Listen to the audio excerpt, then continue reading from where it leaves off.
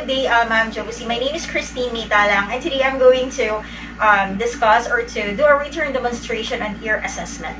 Okay, so for the ear assessment, the first thing we'll have to understand is the purpose of why we have to do an ear assessment. Okay, so ear assessment is being done for us to check the condition of the outer ear. This will also help us basically to check for equilibrium, the status of the tympanic membrane or other parts of the ear. This will also help us check the air and bone conduction for vibration and a balance, okay, of the patient. Okay, so prior to doing the physical assessment, we have to do a brief, interview for us to check for any, history or any potential reasons of the chief complaint of the patient. Okay, so let's start with the interview. Hi, sir. Hello, ma'am. My name is Christine. I'll be your student nurse for today. I'll be asking a few questions regarding your ear condition. And can I just have your name, please? My name is Jaden Kirsten Talang. Jaden Kirsten Talang. Jaden, how old are you? I'm 11 years old po. 11 years old. And you're from? The Philippines po. I'm from Pampanga. From Pampanga. Very good. Okay. So, have you had any recent changes in your hearing? Yes po. Yes, so nakaramdam ka ng changes sa hearing mo. Yes. Ilang weeks na? Ilang days na? Mga ano po, 1 week po. Mga 1 week, okay. What about discharges? May nakikita ka bang, napifeel ka bang any discharge or secretions coming from the ear? No po. Okay. What about pain? No po. Wala naman. Very good. What about any ringing or crackling from the ears na naririnig ka? No po. Wala. Okay. What about sa family mo? Mommy, daddy, lolo, lolo, mga tita mo, meron ba sa kanila na may history ng hearing? No po. Hearing problem? Wala naman. Okay. What about sa kung saan ka nakatira ngayon? Okay. Kumusta naman? Are you being exposed frequently sa mga loud sounds, loud music? No po. Hindi naman. Okay. What about whenever you kunwari magsiswimming, meron ka bang ginagamit na something for the ear? No po. To protect? Wala. Okay. And then lastly, itong recent problem mo with hearing, okay? Does it change your activity recently or may naging problema ka ba sa school because of the recent change in your hearing? No naman po. Wala naman. Very good. Okay, so that's it for the interview. So we will now proceed with the physical assessment, Jaden. Okay? Okay. Alright, thank you. Okay, so now we're done with the interview. We'll now proceed with the physical assessment, okay? But of course, before we proceed with the physical assessment, a few things that we have to remember. Number one is to perform hand hygiene before touching the patient. This is for us to avoid contaminating the patient, and at the same time, if necessary, provide privacy, okay, for the patient. And lastly, to make sure that we position the patient comfortably, okay? Sir, so here. Okay, so the first thing that we will do is to check for the external ear structure. So we will be inspecting the auricle, the tragus, and at the same time the lobule, checking for, of course, the consistency, checking for the size, the shape, the color. Okay, so let me just inspect it.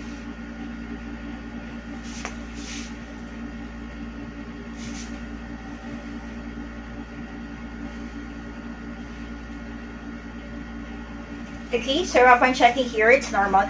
Ears are equal and at the same time, bilaterally. And at the same time, the auricles are present on the corner of the ears.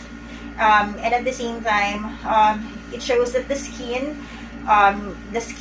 color or the skin is smooth. And at the same time, its color is same as the facial color. Okay, so after that, we will be checking we will be palpating the auricles and the mastoid process. We will be doing this to check for any lesions.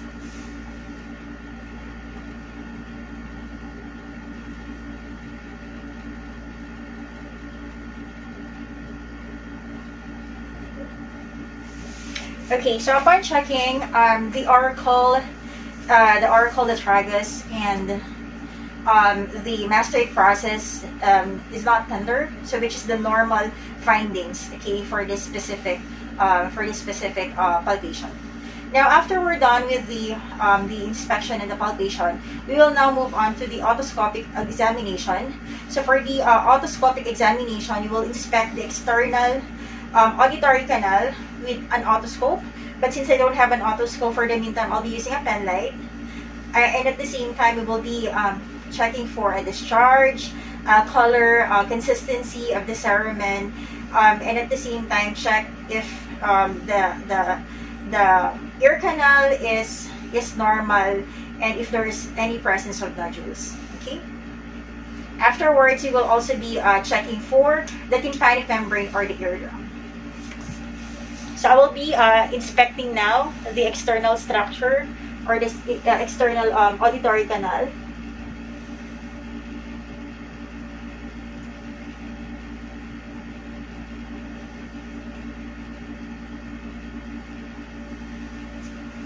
Okay, so upon checking, it shows that there is a presence of small amount of odorless cerumen on the patient's ear, which is normal. And at the same time, the ear canal is pinkish, and at the same time, it's smooth, and there's no signs or there's no presence of nodules. While for the tympanic membrane, it's pearly gray in color, and at the same time, it is smooth, slightly concave in shape. Okay, and at the same time, the tympanic membrane is also intact. Now, for the last part of the otoscopic examination, we will ask the patient to perform the Valsalva maneuver.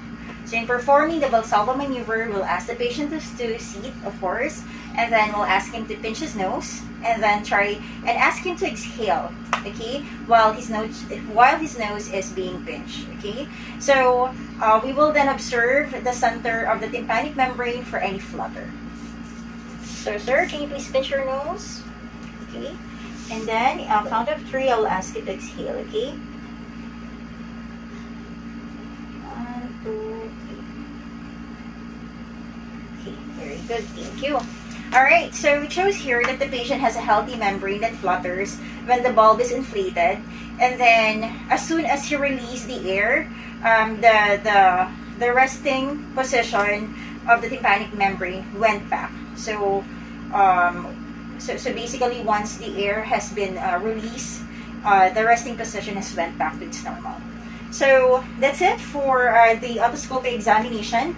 So we will now move on to the next examination. So now we are going to conduct the hearing and equilibrium test. Okay, after we're done with the otoscopic examination. So the first thing we will do is the whisper test. So basically the whisper test is being done for us to check for any hearing loss of the patient. So what will happen is we will ask the patient to put his finger to his tragus, okay, and me as the conductor of the test will stay at least 2 feet behind him and will whisper a word and ask him to repeat the words after me. Okay, so sir, I'll be mentioning or whispering a word to you. Please repeat it after me. Okay. Football. Basketball. Basketball. Thank you. Now, can you please do the other? Softball. Softball. Popcorn.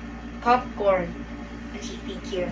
So the patient was able to mention all the 4 words that I told him, so which is a good indicator that he passed the whisper test. Okay, so the next thing that we will perform is what we call the Weber's test, and we will be using a tuning fork for this. All we have to do is just to place the tuning fork on the center of the head of the patient or on the forehead, and then ask whether the patient hears the sound on just one ear or both ears. Okay, so now we don't have a tuning fork, but let's just pretend that this one is a tuning fork.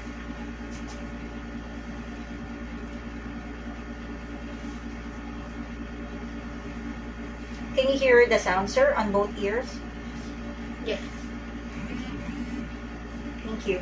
So, the normal findings for this is that the patient should be able to hear the sound on both his ears, in which the patient was able to. Okay, so the third test that we will perform is what we call the Rhine's test. So we will also be using a tuning fork. Okay, so what we will do is basically to produce a sound using the tuning fork, and then put it on the mastoid process of the patient. Okay, mastoid process of the patient, and then when the client can no longer hear the sound, we just have to note the interval the interval, and at the same time, move it to the front of the external ear. Okay? When the client no longer hears the sound again, we again note for the interval. Okay? So, I'll be producing a sound now.